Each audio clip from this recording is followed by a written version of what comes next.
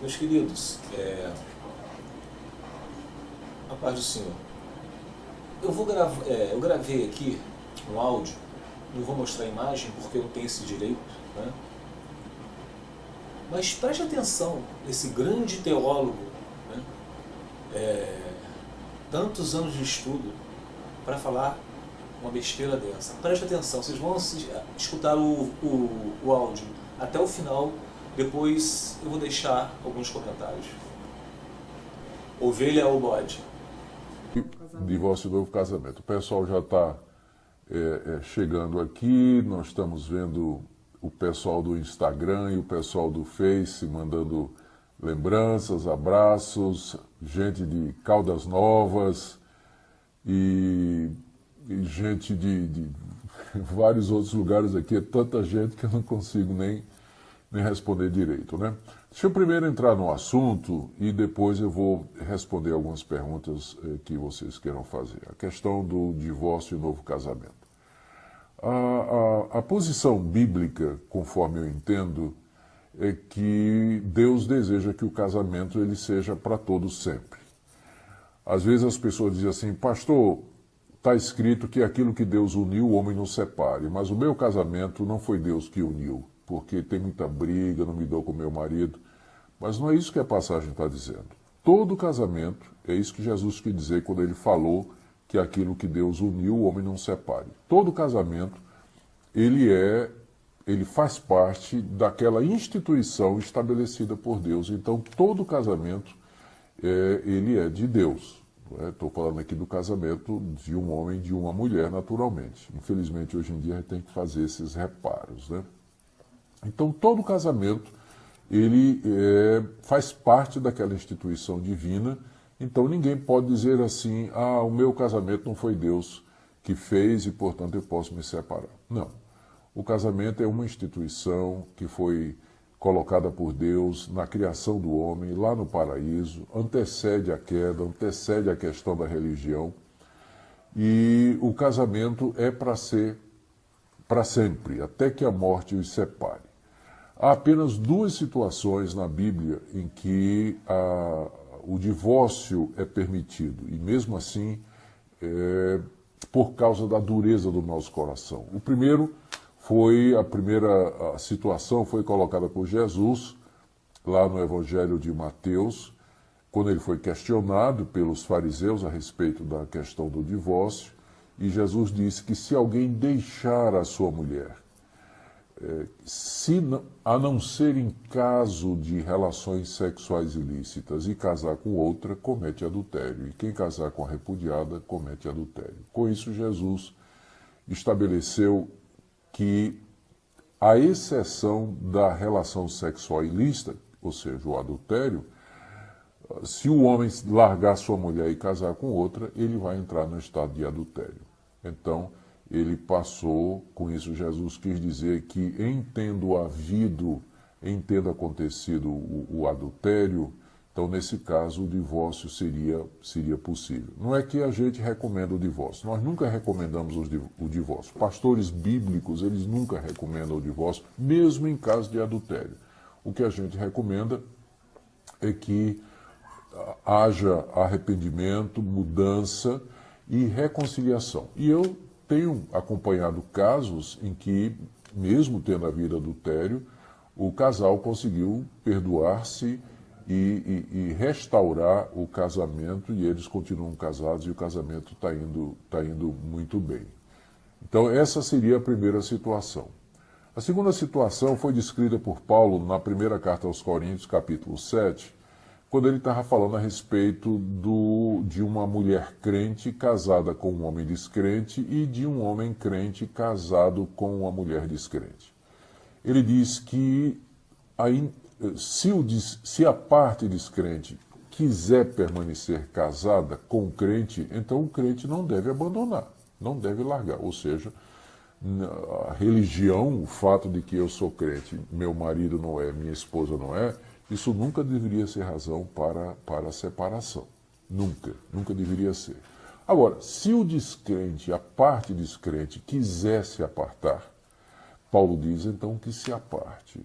E nesse caso o irmão ou a irmã não fica escravo, não fica sujeito a essa escravidão, de onde a gente infere que, nesse caso, quando o descrente se aparta, o apóstolo Paulo, falando com a autoridade que lhe é dada como apóstolo de Jesus Cristo, ele então permite o novo casamento. Então, em resumo, são duas situações apenas em que o divórcio é reconhecido na Bíblia, possibilitando um segundo casamento, que é em caso de adultério e em caso de abandono por parte da pessoa descrente. Em todos os outros casos, tipo assim, incompatibilidade de gênero, deixei de gostar da pessoa, deixei de amar, etc., não justifica, e a pessoa, se separa por esse motivo, ela deveria não casar outra vez, ou então se reconciliar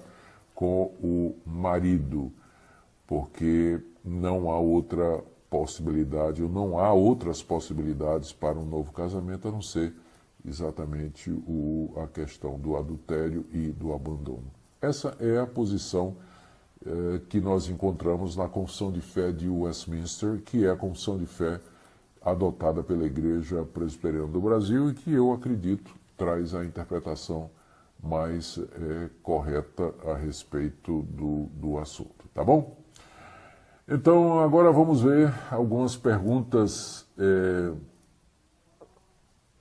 Algumas perguntas estão chegando. Tem essa pergunta aqui que está sendo apresentada, né?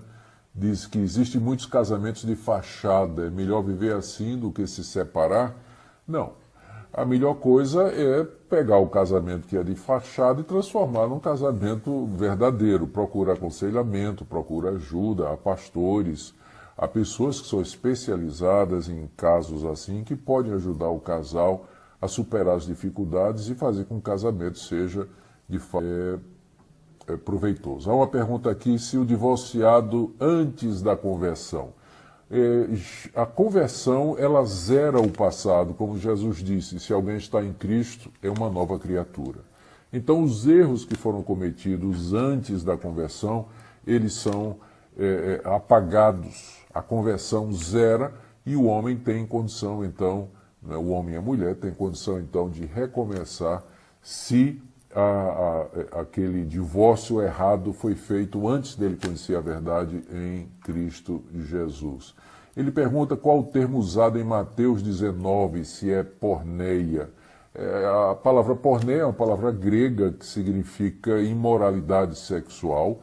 É a palavra grega mais ampla para definir os desvios nessa área, e o significado dela depende do contexto. Lá em Mateus 19, como Jesus está falando de casamento, porneia, então, pode ser entendido como adultério, que seria a imoralidade sexual relacionada com o casamento. Isso quer dizer o seguinte, a pessoa casada, se ela tem relações com outra fora do casamento, é adultério. Se ela se relaciona com uma pessoa do mesmo sexo fora do casamento, também é adultério.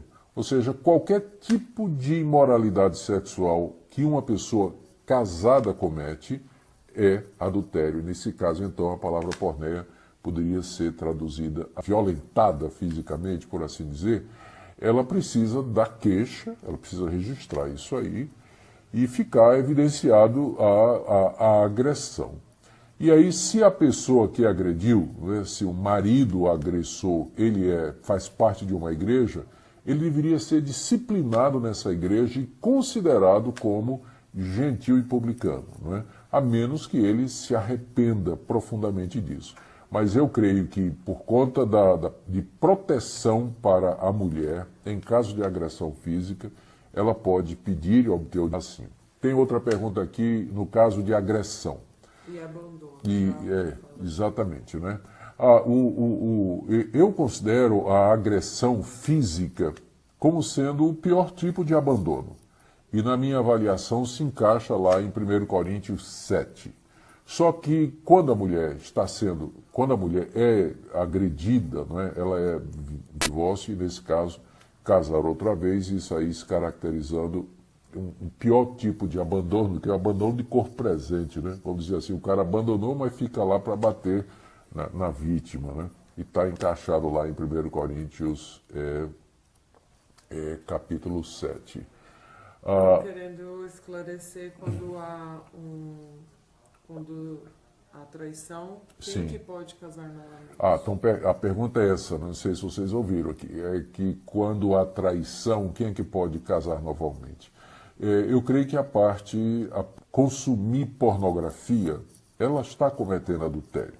Ela está cometendo adultério. Porque Jesus diz que quem olhar para uma mulher com intenção impura, no seu coração já adulterou com ela. Ou seja, você está olhando para uma mulher que não é sua e você tem uma intenção impura. Você se imagina com aquela mulher, ou você deseja aquela mulher. Então tudo isso aconteceu na cabeça, mas Jesus chama isso de parte que foi inocente, né? A parte inocente ela pode casar outra vez. A parte culpada, ela cometeu o adultério e eu entendo que nesse caso ela não pode, não deveria casar outra vez. Se ela casar outra vez, ela estaria cometendo adultério mais uma vez.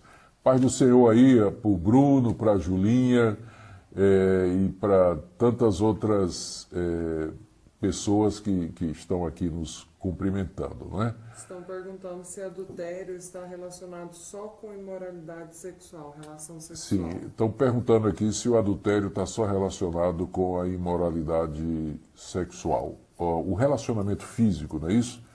Não, eu acredito que se uma pessoa casada, ela adultério. Só que as consequências, elas são diferentes, não é? Por exemplo, Jesus disse que se você odiar uma pessoa no seu coração, você no coração matou essa pessoa, não é? É a mesma coisa.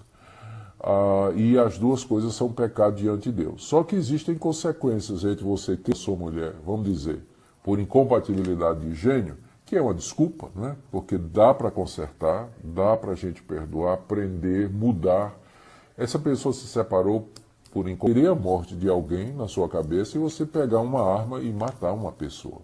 Então existem consequências diferentes também para o caso do adultério consumado fisicamente, você trai o seu cônjuge com uma pessoa, vai para a cama com aquela pessoa, e é diferente de você consumir pornografia. As duas coisas são adultério diante de Deus, mas as consequências são diferentes e nós devemos lembrar disso na hora de tratar casos dessa natureza, né? Caso a pessoa se divorciou por motivos que não seja adultério e casou com outra pessoa e estão bem, como está essa pessoa diante de Deus? Se a pessoa se separou e não foi por aqueles motivos que a Bíblia diz que são os únicos que legitimam um novo casamento, então aquela pessoa está em adultério, que é exatamente o que Jesus disse lá em Mateus 18. Se um homem repudiar a sua mulher, não sendo por causa de relações sexuais ilícitas, e casar com outra, comete adultério. Então, essa pessoa que se separou da compatibilidade de gênero e casou com outra, diante de Deus, essa pessoa está vivendo em adultério. Essa é a situação de quem desobedece a Deus. Aqui tem uma pergunta de um pastor que foi deixado, se ele pode casar de novo e exercer o ministério. É complicado. Eu diria que ele pode, só que é aquele exemplo da xícara quebrada. Vamos imaginar. Na sua casa você tem um conjunto de chá, com xícaras, com pires, de porcelana, que você comprou na China, né?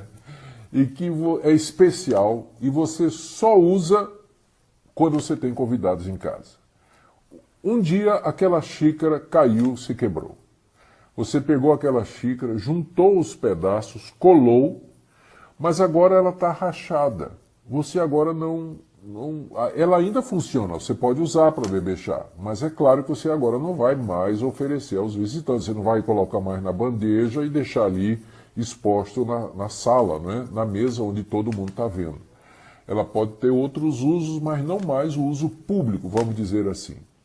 Então eu uso essa ilustração, que não é minha, eu já ouvi antes, eu achei interessante, para dizer que um pastor que foi divorciado, pastor que foi largado, que teve problemas e tudo, geralmente quando essas coisas acontecem, nunca é culpa de um lado só, né? Embora um lado possa ter mais culpa do que outro e não justifica adultério, por exemplo, mas geralmente a responsabilidade é dos dois. Então, num caso como esse, eu acho que o pastor, tendo sido traído, ele foi abandonado, traído, né, pela sua esposa, são onde ele não fosse tão visível, né?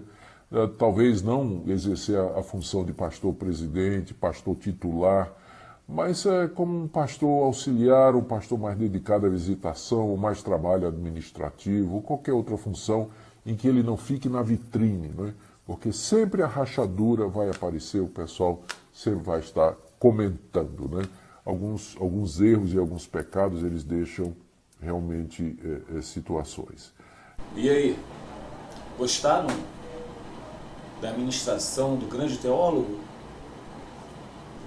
Meus caros, quando a gente fala que nós temos que ler a Bíblia e pedir a Deus que nos dê discernimento, são nesses casos aí. Eu te garanto, eu não vou negar a vocês não, que tem algumas coisas que, não nesse vídeo, óbvio, que esse teólogo fala, como outros grandes teólogos que a gente escuta, pastores, etc., que são bênçãos. Mas, gente, como tem joio misturado ao trigo. Então, deixa eu ler aqui um resuminho que eu fiz sobre isso. Ovelha ou bode? Correto. Todo casamento é de Deus, assim como o pastor concorda. O pastor diz entender que há sim duas situações que o divórcio é permitido por causa da dureza do nosso coração. Isso ele falando, né? Primeira situação que ele mencionou. Eu, porém, vos digo que qualquer que repudiar sua mulher, a não ser por causa de prostituição, faz com que ela cometa adultério. Né? E qualquer que casar com a repudiada comete adultério.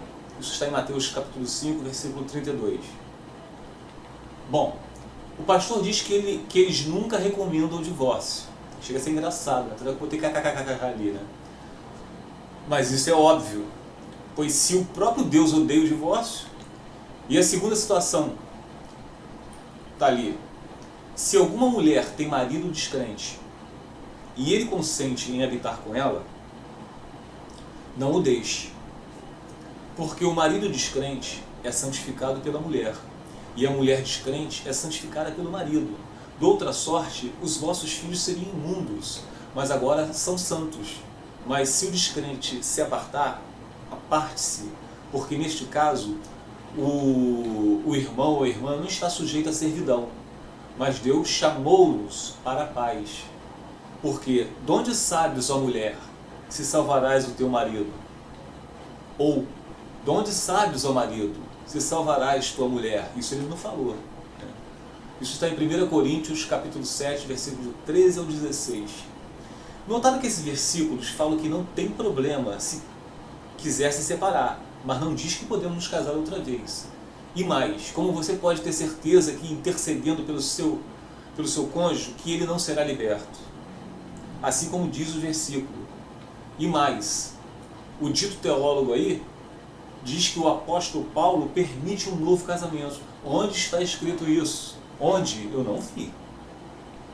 Tanto é que no final do capítulo, Paulo fala, isso é no final do capítulo 1 Coríntios 7, olha que fala, finalizando.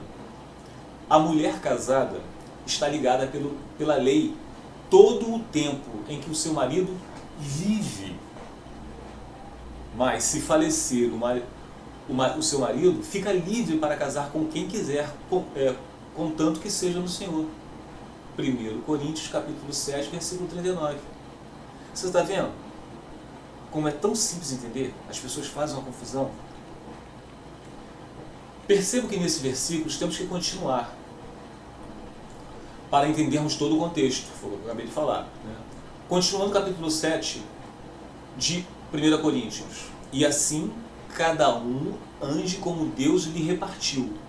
Cada um, como o Senhor o chamou. É o que ordeno em todas as igrejas. É alguém chamado estando circuncidado?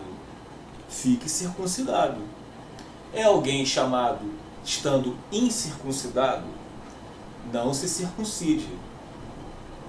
a circuncisão é nada e a incircuncisão nada é, mas sim a observância dos mandamentos do Senhor, mandamentos de Deus. Cada um fique na vocação em que foi chamado. Isso está em 1 Coríntios, capítulo 7, versículos 17 ao 20. O que aqui fala? Fala que se alguém foi chamado sendo solteiro, que fique solteiro. Sendo casado, permaneça casado. É simples entender isso, gente. Notaram que o teólogo aí diz que em caso de adultério pode se casar novamente. E em caso de abandono da pessoa descrente, mas isso é o que fala ele e não Deus. E veja que o dito teólogo se refere a um tal reformador chamado Confissão de Fé de Westminster. Quer dizer que ele também segue outros ensinamentos que não são só da Bíblia. Agora, meus queridos, vamos à opinião dele.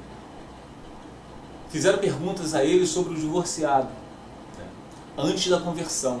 E ele diz que o divorciado, antes da conversão, ele poderia casar novamente, pois antes ele não conhecia a verdade, mas agora ele pode. Lembram que o teólogo aí em questão falou no início do vídeo que todo casamento é de Deus? Chega a ser engraçado, tudo é com o boto kkkk. Como se contradiz, né? E ele ainda afirma que agora são novas criaturas e que os erros cometidos antes da conversão são apagados e eles poderiam ter novo matrimônio, novo casamento. Percebo que quando nos convertemos a Cristo e consequentemente o Espírito Santo nos faz ser novas criaturas, realmente tudo se fez novo, realmente tudo se fez novo, né? Isso aí foi o que eu coloquei, né? Fez novo. Então passamos a entender a palavra de Cristo, que é, o que é a palavra de Cristo? Somos novas criaturas. Perdoar, né? Amar ao próximo como a ti mesmo, orar pela salvação das almas dos perdidos, cuidar da nossa família. Mas se alguém não tem cuidado dos seus, e principalmente dos da sua família, negou a fé. E é pior do que o infiel. Isso está em 1 Timóteo, capítulo 5, versículo 8. Lembra do capítulo de 1 Coríntios 7? Porque donde sabes, ó mulher, se salvarás teu marido? Ou, donde sabes, ó marido, se salvarás tua mulher? Isso está em 1 Coríntios, capítulo 7, versículo 16, como havia lido já. E mais, meus queridos, quando o teólogo se refere à agressão, ele diz que a parte agredida tem que dar queixa na delegacia e deixar o agressor. Até aí, em dar queixa sobre a agressão e o agressor ir preso, está totalmente correto. Mas se casar novamente, onde está o perdão?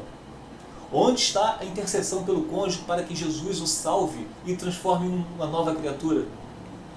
Estão vendo, meus amados, como ser teólogo não quer dizer ser sábio?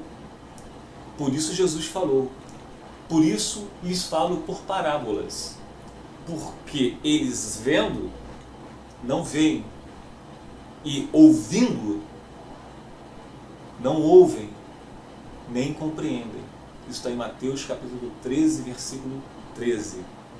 E mais, o teólogo fala que só pode se casar novamente a parte traída.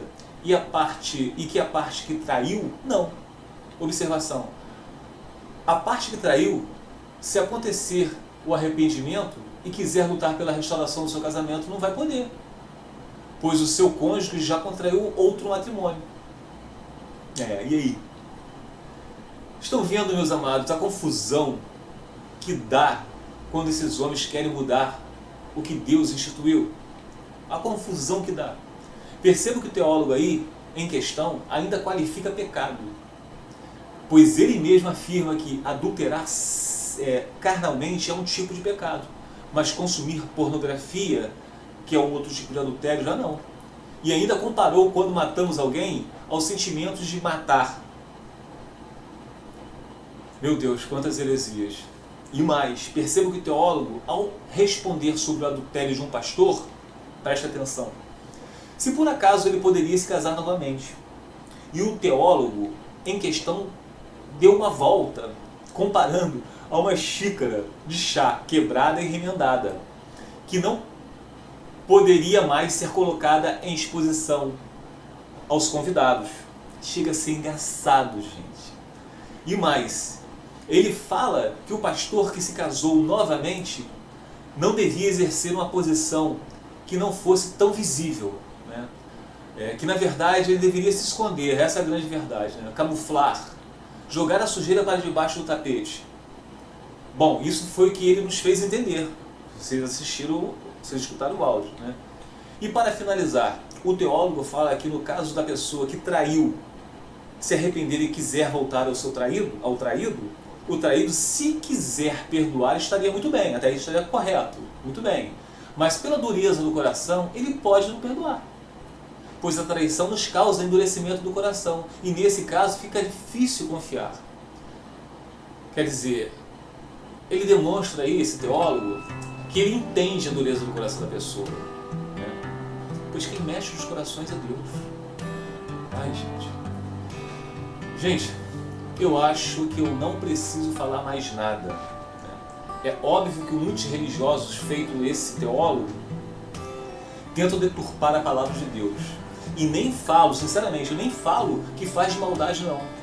Ele realmente deve crer em tudo que está falando. Mas eu só finalizo com um único versículo. E conhecereis a verdade, e a verdade vos libertará. Isso está em João capítulo 8, versículo 32. E aí, será que vocês realmente conheceram a verdade? Ou estão iguais a muitos teólogos que adoram mostrar seu doutorado? O bom é que esse galardão ele já tem aqui com os homens, pois o galardão dos santos é totalmente diferente. Fique com Deus.